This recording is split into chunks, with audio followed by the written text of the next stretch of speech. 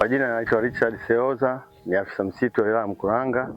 Tupo na taasisi ya TALO ambao kama alivyoitaja mtaalamu ni Tanzania Landscape Restoration Organization ambayo ina makao makuu yake Kisarawe.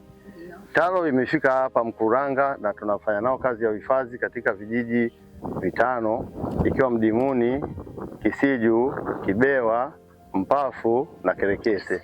Lakini leo tupo hapa kwenye kijiji cha Mdimuni kwa ajili ya swala zima la uhifadhi.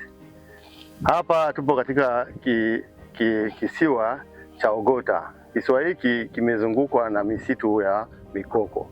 Japo yenyewe hichi kisiwa kina miti ya bara, miti ya juu ambayo ipo hatarini kutoweka kama vile mikuruti, kuna mikongo ambayo maeneo mengine huku yameshakatwa kwa ajili ya kilimo, wa kilimo. Kwa hiyo hivi visiwa au sehemu vilivyobakia vina spishi nyingi au zina bioanuwai kubwa pale. Kuna tofauti ya mimea mbalimbali na wanyama mbalimbali ambao hawa wanyama na hii mimea iko hatarini kutoweka. Kwa hiyo ipo umuhimu sana wa kuhifadhi maeneo haya kwa ajili hata ya vizazi vijavyo, kwa ajili ya kuonyesha watoto watakaokuwa wamezaliwa baadaye kwamba hii miti ni mikongo iko hivi. Lakini pia kuna dawa mbalimbali ambazo mababu zetu pia walikuwa wanazitumia.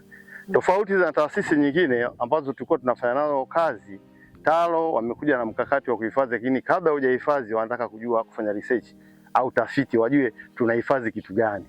Na ndio kilichofanyika. Tafiti imefanyika, ripoti imetoka, tumegundua vitu mbalimbali upande wa mimea mbalimbali imegunduliwa ambayo pia iko hatarini kutoweka, lakini vile vile kuna wanyama, wadudu na vipepeo wa aina mbalimbali. Wametuambia mpaka aina zake wako wangapi, ziko spishi ngapi za vipepeo zinaonekana, ziko ngapi, ambazo zote hizo zitahifadhiwa.